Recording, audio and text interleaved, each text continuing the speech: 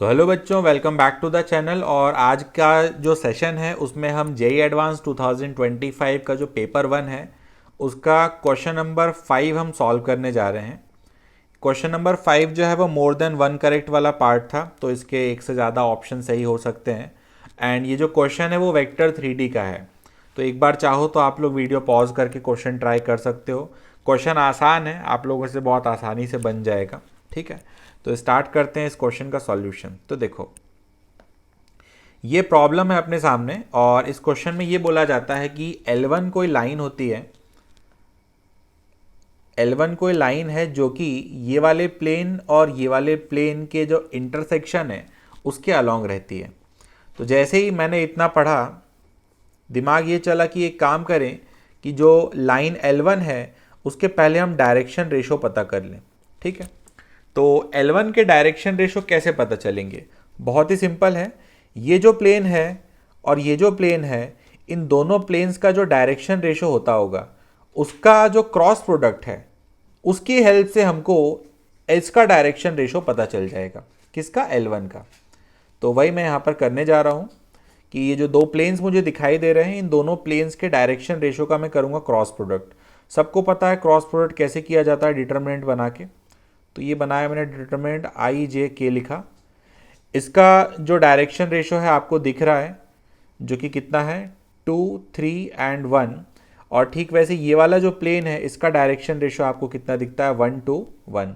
तो इन दोनों का अगर मैं क्रॉस प्रोडक्ट करूँगा तो मुझे मिलेगा I cap times 1, then minus J cap times again 1 and K cap के साथ भी क्या मिल रहा है 1। तो यहाँ से जो डायरेक्शन रेशो मुझे मिले वो मिले 1, -1, -1। तो ये जो है डायरेक्शन रेशो मुझे मिल चुके हैं किसके? L1 के। ठीक है, तो ये जो लाइन L1 थी जो कि इन प्लेन्स के इंटरसेक्शन पे हुआ करती थी, तो उसका एटलीस्ट हमको डायरेक्शन रेशो तो मिल गया। ठीक है, उसके बाद कहता है क्वेश्चन कि L2 कोई दूसरी लाइन है। ठीक है, L2 कोई दूसरी लाइन होती है जो कि इससे पास करती है और पैरेलल टू L1 होती है ना। तो काम की बात यह है कि ये जो लाइन है L2 ये L1 के पैरेलल है। इसका यही मतलब हुआ कि जो ये डायरेक्शन रेशो आपने L1 का निकाला है यही L2 का भी होता होगा, क्योंकि दोनों लाइंस पैरेलल हैं, तो दोनों का जो डायरेक्शन रेशो है वो भी सेम होता होगा। तो यहाँ से अगर आप ध्यान दो तो L2 का आपको एक पॉइंट भी पता है और L2 का आपको डायरेक्शन रेशो भी पता है। तो आप यहाँ से चाहो तो L2 का जो इक्वेशन है वो लिख सकते हो। ठीक है, आगे बढ़ते हैं। फिर क्वेश्चन आगे क्या कहता है? क्वेश्चन कहता है कि M जो है, मान लो कि कोई प्लेन है जिसका कि इक्वेशन ये रहा। ठीक है, और मान लो कि जो लाइन है L2 वो इस प्लेन को मीट करती है Q पे। एक काम करना चाहिए, इसको थोड़ा ड्रॉ करना चाहिए। ठीक है, तो ये मैं ड्रॉ करने जा रहा हूँ। ये मैंने लाइन L2 मान लिया और ये मैंने प्लेन मान लिया। प्लेन का नाम इन लोगों ने क्या कहा है? M कहा है। ठीक है, एक मिनट, हाँ रुको, थोड़ा और ढंग का डायग्राम बनाओ। एक काम करने जा रहा हूँ, मैंने इस प्लेन को M मान लिया और ये जो लाइन है ये रही लाइन, इसको मैंने L2 बोल दिया। ऐसा हुआ। ये जो लाइन है कहाँ से पास करती है? पॉइंट P से पास करती है और इसके कोऑर्डिनेट्स हमको दे रखे हैं जो कि है 2, -1, 3। ऐसा है। जो प्लेन है उसका इक्वेशन भी हमको गिवन है। यहाँ जगह कम पड़ रही है ना, एक मिनट देना मुझे। इस डायग्राम को मैं उठाऊँ यहाँ से और नीचे बनाऊँ ढंग से।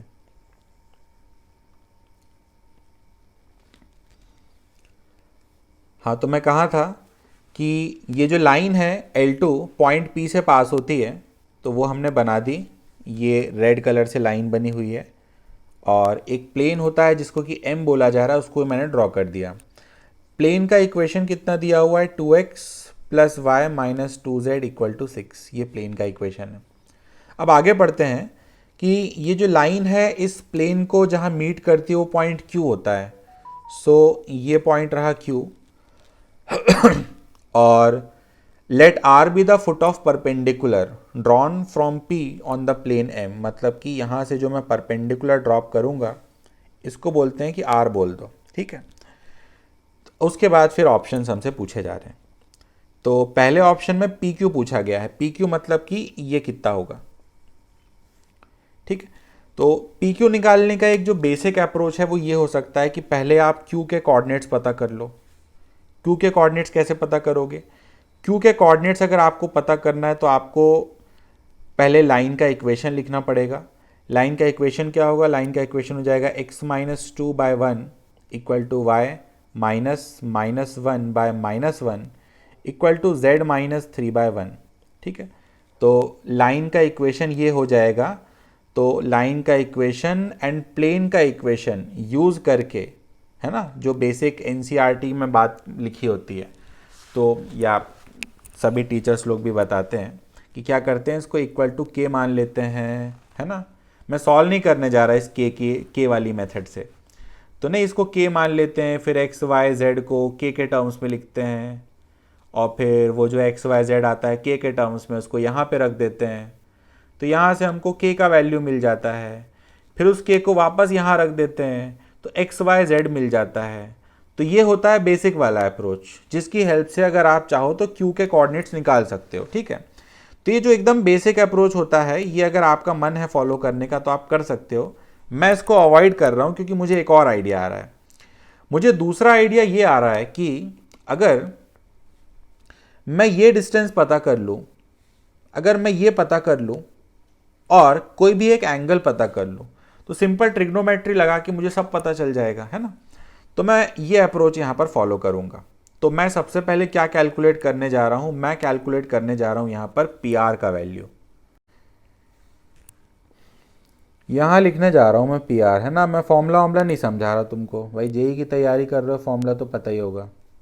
तो लिखा मैंने mod 2 times 2 plus minus one then minus 2 times 3 minus 6 divided by mod of A square plus B square plus C करूँगा तो ये 3 आ जाएगा यहाँ पे, ठीक है। तो ऊपर क्या बना? ऊपर देखो, ऊपर क्या बन रहा है? 4 माइनस वन हो गया 3, एंड वो कितना था? 6 6 12 12 9, ये 3 आ रहा है सॉल्व होकर के।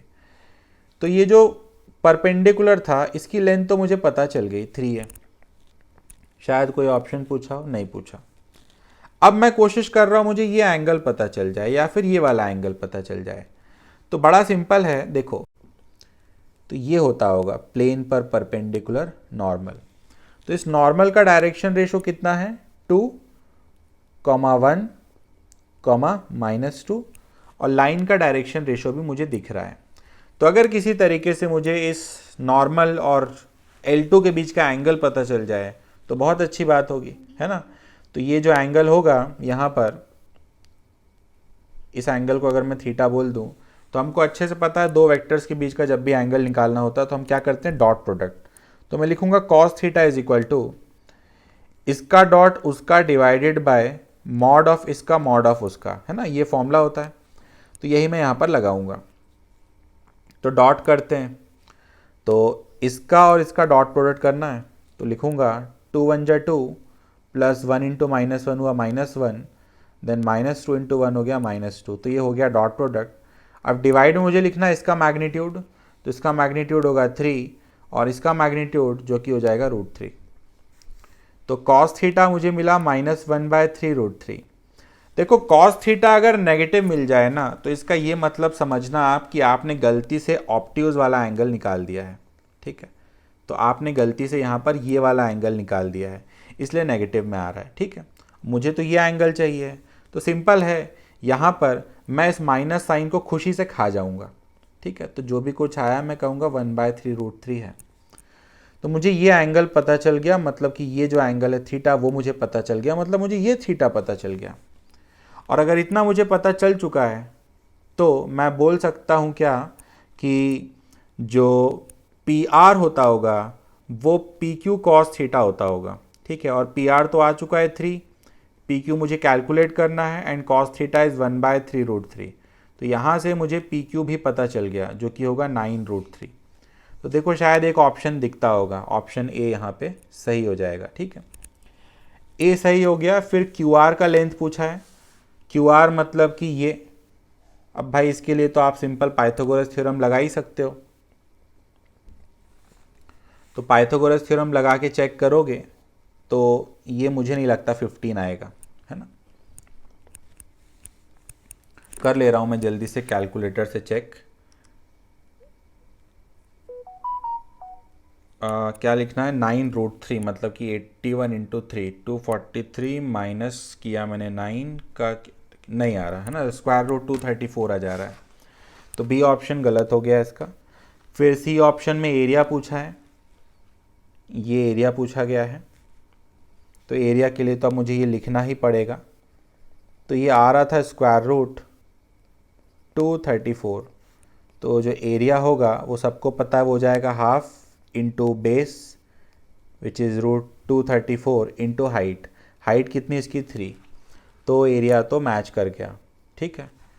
और डी ऑप्शन में एंगल पूछा गया है, तो एंगल में इनका यहाँ पे 2 आ गया, सही में एक्चुअल में कितना आया था, यहाँ पे 3 आया था, मतलब डी ऑप्शन क्या हो जाएगा, गलत हो जाएगा। तो इस क्वेश्चन का जो सही आंसर होता होगा वो क्या होता होगा, ए और सी। तो मान के चलते हैं क्वेश्चन आपको समझ में आया होगा। मिलते हैं नेक्स्ट वीडियो में। All the best.